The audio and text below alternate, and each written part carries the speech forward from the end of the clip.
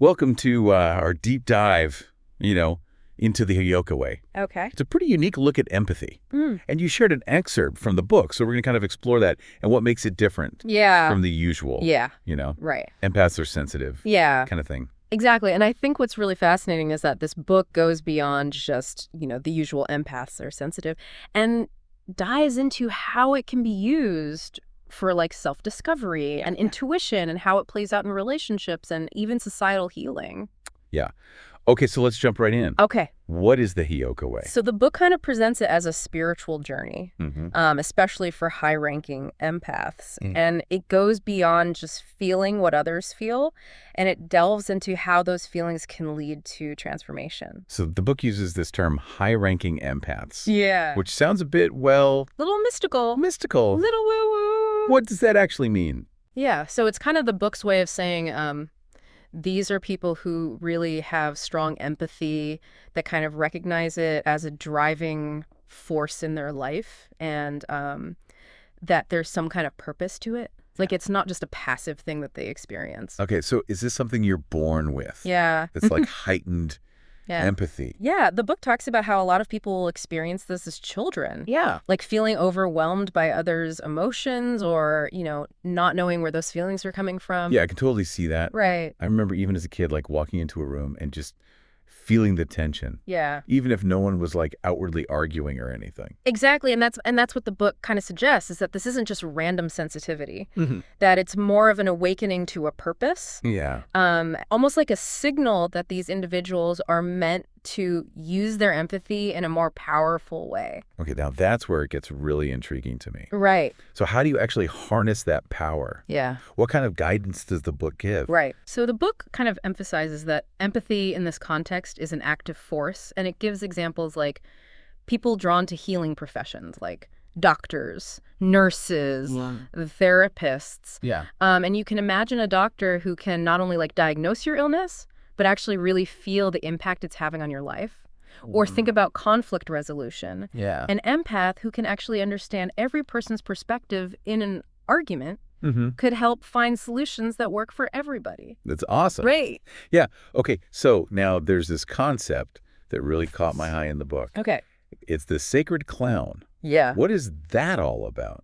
So that's where the Heyoka part of the title comes in. Okay. And in some Native American traditions, the Heyoka is a sacred figure, often a trickster or a clown. Okay. And they embrace paradox, so they're laughing and crying, and they use humor to highlight truth. And they might even appear foolish to make a point. Okay.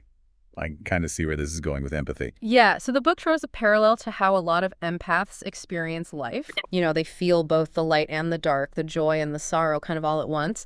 They're not afraid to express that full spectrum of emotion. So does that mean empaths are supposed to become stand-up comedians or something?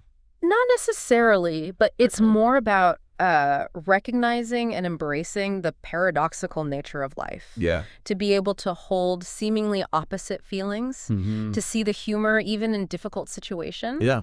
And to use that unique perspective to kind of help others navigate their own, emotional landscapes.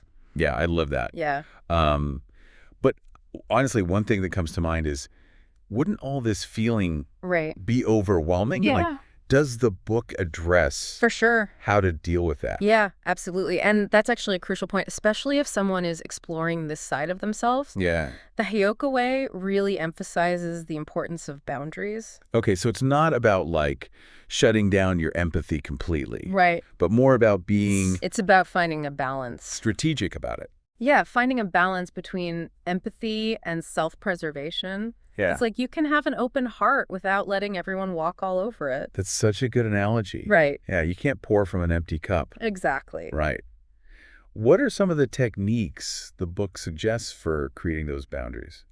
So they talk about grounding, literally feeling connected to the earth, being present in your body, and then kind of recognizing what they call energy drains. So those people or situations that might be especially taxing for an empath. Yeah. And then setting limits on how much you kind of take on emotionally.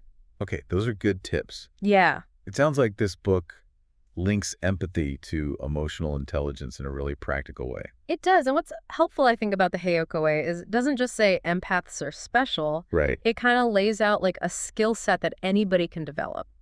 That's great. Right. So emotional intelligence isn't something you're just stuck with. Right. It's something you can actually work on. Exactly. And it gives concrete examples like, managing your own triggers, navigating conflict constructively, being able to identify and express your feelings clearly. Yeah. These are valuable skills for everyone, but especially important for people who are highly empathic. Yeah. Earlier we were talking about how empaths might be drawn to healing professions. Yes. Does the book go into more detail about that? Yeah. Like, are there certain types of healing that might be especially suited to empaths? Absolutely. And it actually goes beyond those traditional roles, like doctor or therapist. It talks about a whole range of healing modalities. Okay. Things like energy healing, guided visualization. Okay. And even, it talks about like compassionate listening as a form of healing. So it recognizes that healing energy can take many forms. Exactly. Yes. And that's what's really empowering because it means that people with this strong sense of empathy have a lot of options to use those gifts to help others. Yeah.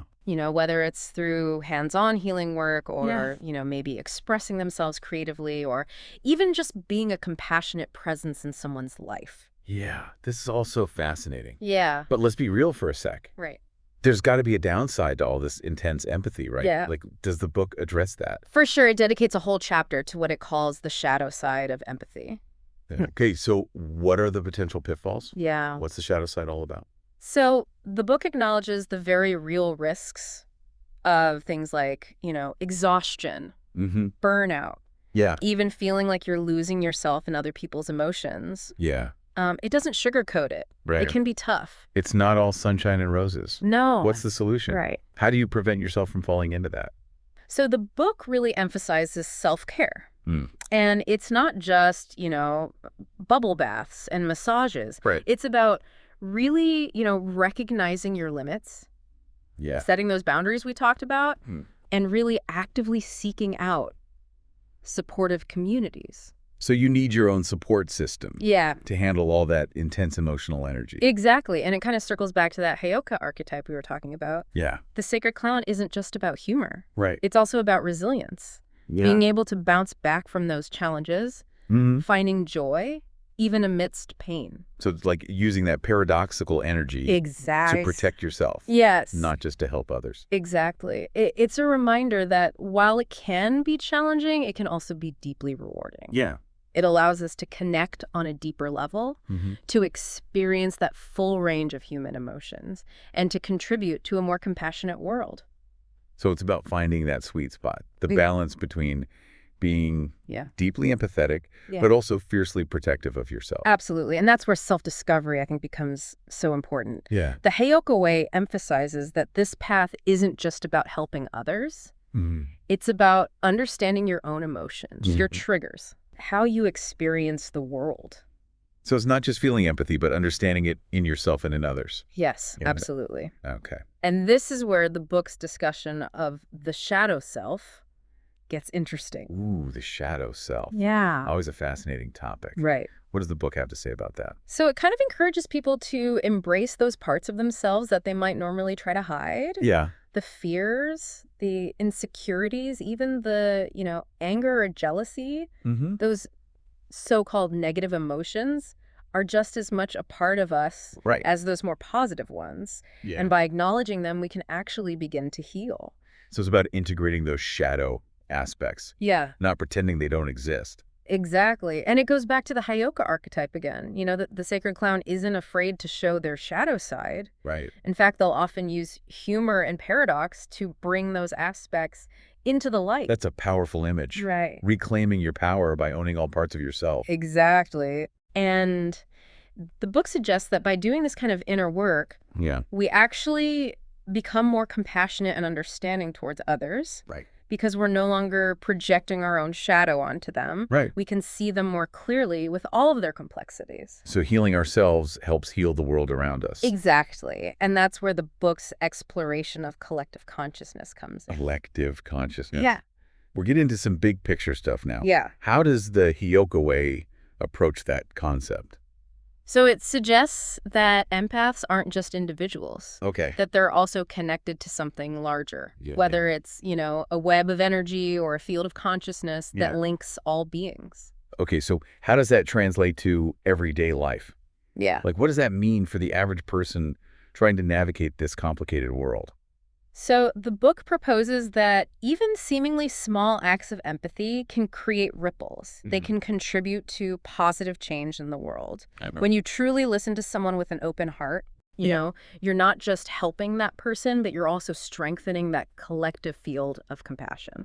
So every act of empathy counts. Yeah. Every time we choose understanding over judgment, we're making a difference. Yeah. And the book reminds us that we all have the capacity for empathy. Yeah. Even if we don't identify as an empath, we can all choose to cultivate compassion, to see through others' eyes, to act with kindness.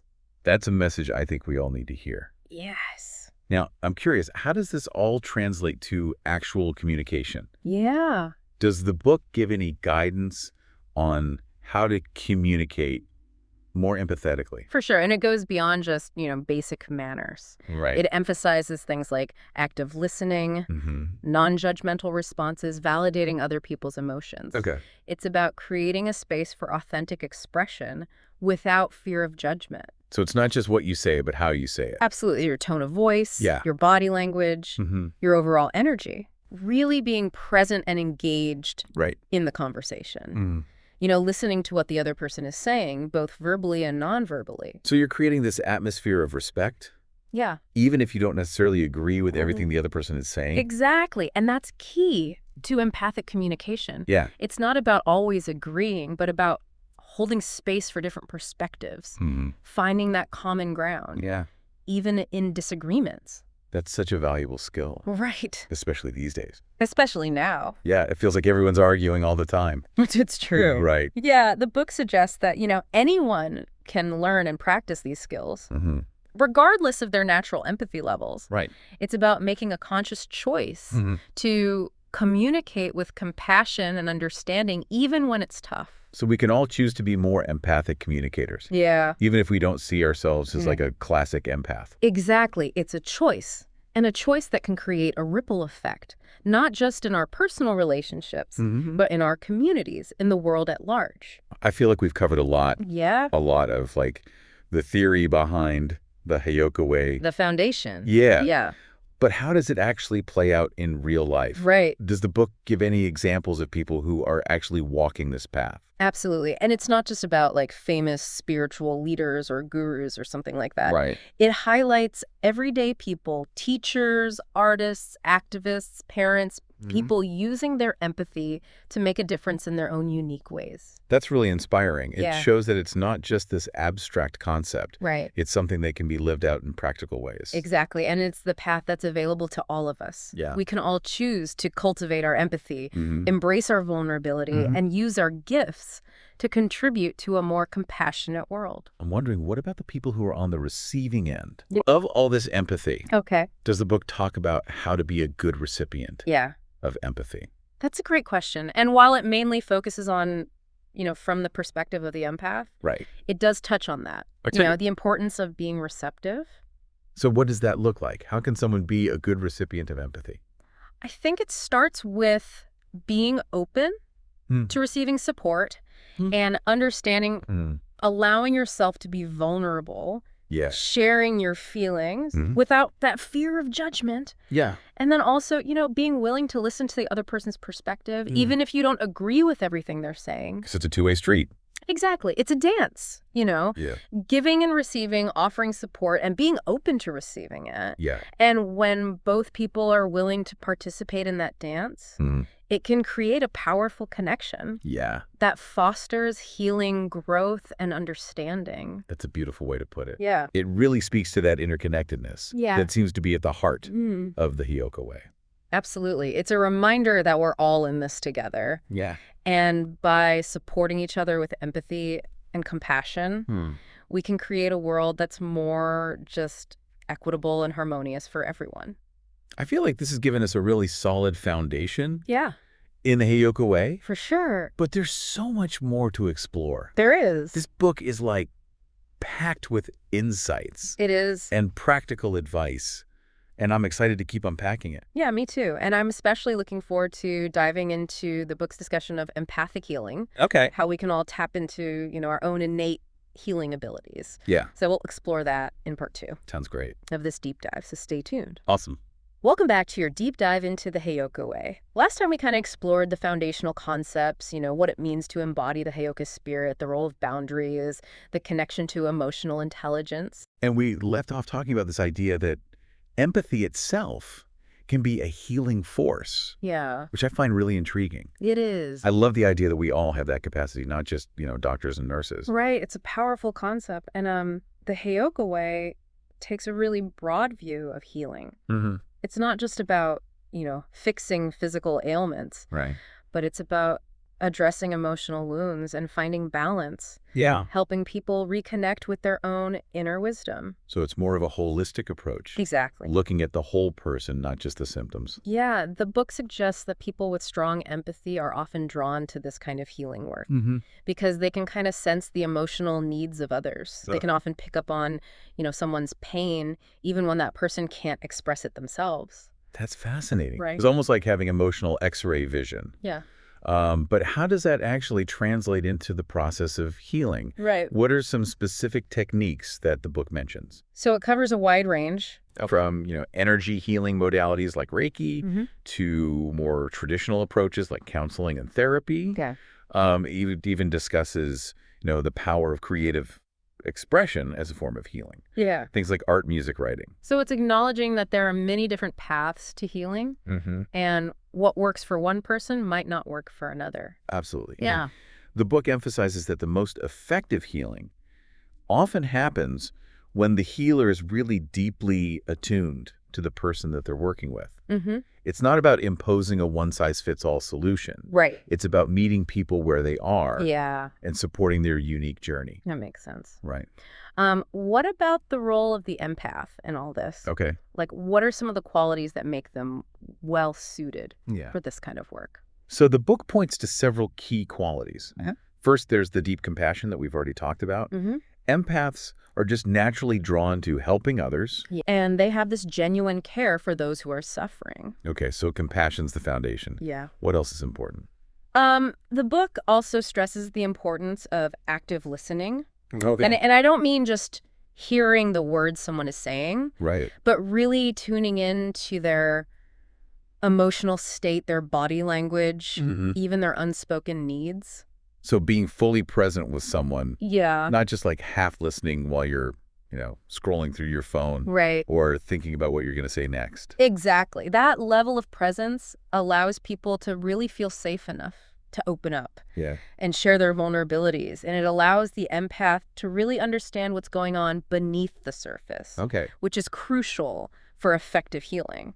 It makes me think of that saying, you can't heal what you don't understand. Right. Does the book talk about how the actual healing process works? Yeah, it suggests that healing often involves releasing old patterns. Yeah. Beliefs, emotional blocks that are kind of holding someone back. And then integrating new, healthier ways of being. Okay. And the empath can kind of be a guide during that process, offering support, encouragement. It's almost like the empath acts as a midwife for the soul. I love that. Helping someone give birth to a new, more whole version of themselves. Yeah, it really speaks to that transformative power of empathy. When someone feels truly seen and understood, it can really create a shift in their awareness. Yeah. And it allows them to heal, let go of limiting beliefs, step into their potential. That's incredible. Right. But I'm also wondering, are there any potential downsides to taking on this role of a healer? Yeah, that's a good question. Does the book address those challenges? It does, and it's important to acknowledge those challenges because, as we discussed, empaths can be very susceptible to absorbing the energy of others, which can be detrimental if they aren't careful.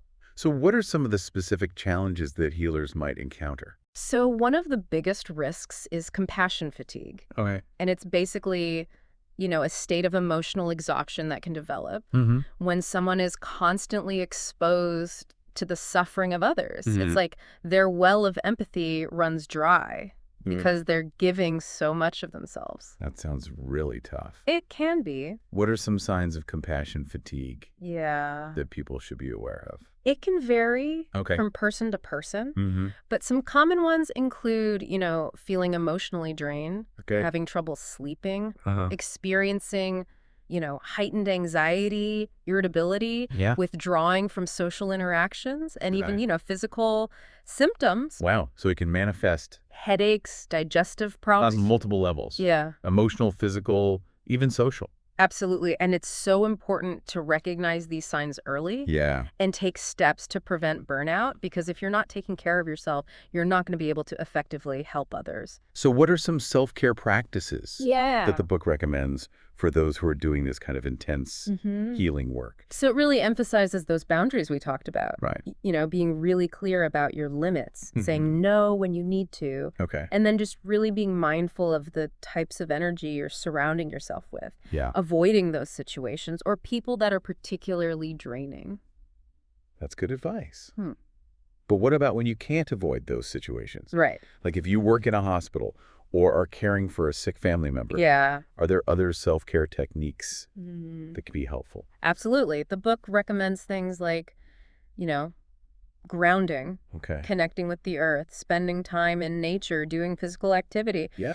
And it really highlights the importance of mindfulness. Okay. So, paying attention to your thoughts and feelings without judgment. Okay. And using techniques like meditation or deep breathing to kind of calm your nervous system. Those are great tips. It reminds me of something we discussed earlier about the importance of community. Yeah. For empaths. That's crucial, especially for those who are engaged in healing work. Yeah. Having a supportive community, whether it's friends, family, a spiritual group, whatever it might be, it can provide a safe space to process those emotions, to share experiences, to receive encouragement. So you need your own support system. Yeah. To stay grounded and balanced while you're doing this intense emotional work. And it kind of brings us back to that Heyoka archetype again. That sacred clown might seem solitary. Right. But they're often part of a community of healers and tricksters who support each other and share their wisdom. I love that image. Yeah. It emphasizes that even though healing can be a personal journey, at times you don't have to go through it alone. You don't have to go it alone. And that's one of the most empowering messages, I think, of the Heyoka way. Yeah. It reminds us that even though empathy can be challenging, it's also incredibly rewarding. Yeah. And by supporting each other with compassion and understanding, we can all contribute to a world that is more healed and connected. We've really explored the healing power of empathy today. But you mentioned a shadow side earlier. Right. I'd love to hear more about the risks that empaths face and how they can protect themselves. That's a great question. And it's something the book tackles head on. Okay. Because as powerful as empathy can be, it can also make you vulnerable if you're not careful. Welcome back to the final part of our deep dive into the Heyoka way. We've covered a lot of ground, from the potential pitfalls to that incredible healing power that empathy can offer. It's been quite a journey. And we left off talking about how, empaths can even be agents of change, leaders even. Yeah. This idea that empathy isn't just a personal trait. Right. It can shape the world around us. Yeah, it really is. Yeah. And you mentioned this idea of collective consciousness, which I'm curious to explore further. Oh, okay. Can you remind us what that means in the context of the Heyoka way? Absolutely. So, we talked about how empaths are especially attuned to the energies and emotions of others, right? Yeah, and how that sensitivity can be both a blessing and a challenge. Exactly. But the book kind of takes it a step further. Okay. It suggests that the sensitivity goes beyond just feeling what's going on around you. It suggests a connection to a larger web of consciousness that links all of us. So the idea is that we're all energetically connected in some way. That's the premise. And, for those who experience strong empathy, this connection is felt even more intensely. Okay. It's like they have this heightened awareness of the collective joys and sorrows, the hopes, the fears of humanity. Wow, that's a pretty mind-blowing concept. Yeah. What does it actually mean for us, though? Yeah. To be connected to this collective consciousness?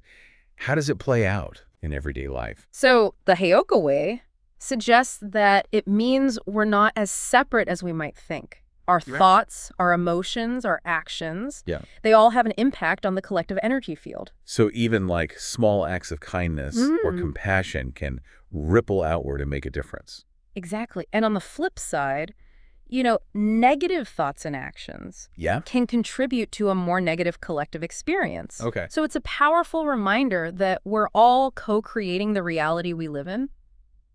It's a big responsibility. Yeah. But it's also empowering to think that we can influence that collective energy in a positive direction. So how do we actually go about doing that? What are some practical steps we can take?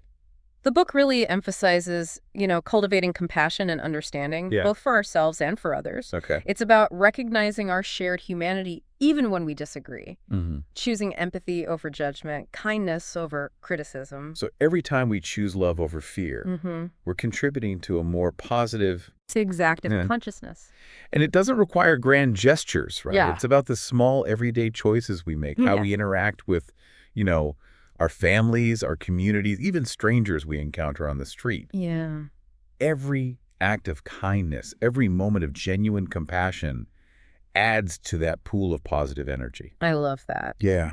It's a reminder that even though the world can feel overwhelming at times, we all have the power to make a difference. Absolutely. And it kind of ties back to that Heyoka archetype again, right? Okay. The sacred clown might seem like this silly, even insignificant figure, but they have this power to disrupt the status quo, to challenge conventional thinking, to inspire others to see things in a new light. So even though empaths might sometimes feel different or out of place, they have a unique and crucial role to play in shifting the collective consciousness. And the book even suggests that this role is even more important during times of crisis and upheaval. When the world is facing challenges like war, poverty, environmental destruction. It's the empaths who can help us remember our shared humanity, stay connected to our hearts, and find solutions that work for everyone. That's such a powerful image. Yeah. But is it enough to simply cultivate empathy on a personal level? Or do we need to take a more active role? Yeah, that's a great question. In creating change in the world? The Heyoka way doesn't shy away from that. Okay. The importance of action. It suggests that empathy isn't just a feeling, it's a call to action. Yeah. It's about taking our understanding of others' needs and using it to build a more just equitable and compassionate world. So empathy is like the fuel. Yeah. But we need to use that fuel to actually create change. I like that the book highlights several ways we can do that. It talks about social activism, speaking out against injustice, working to create systemic change. But it also emphasizes, aligning our everyday choices with our values of empathy and compassion. Walking the walk, not just talking the talk. Exactly. It's about using, whatever skills and talents we have to make a difference. Yeah. Whether we're artists, teachers, healers, entrepreneurs, parents. We can find ways to weave empathy and compassion into our work and our lives. It's a reminder that we don't have to wait for someone else to fix the world. Yeah. We can each be... We can be part of the solution. Part of the solution, yeah. And it circles back to that idea of empathic leadership. Yes. Tell me more about that.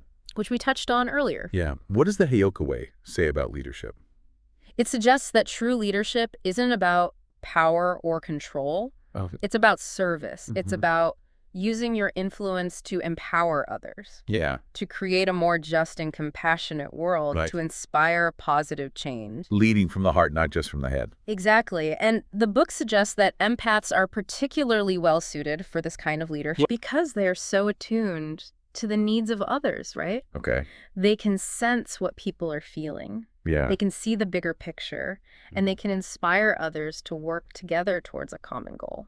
That's amazing. Yeah. It's like empaths are natural bridge builders, bringing people together and helping them find common ground. Exactly. The book even highlights examples of empathic leaders throughout history. Oh, okay. People like Martin Luther King Jr., Nelson Mandela, Mother Teresa, people who use their compassion and understanding to create lasting change in the world. Those are some incredible role models. Yeah. It's inspiring to think that we can all follow in their footsteps, even in our own small ways. Absolutely. And the Heyoka way reminds us that even when the world feels dark, there's always hope. There's always the possibility for healing, for transformation, Yeah. for a more compassionate future. As we kind of wrap up this deep dive Yeah. into the Heyoka way, what's like the key message? Hope our listener takes away from this conversation.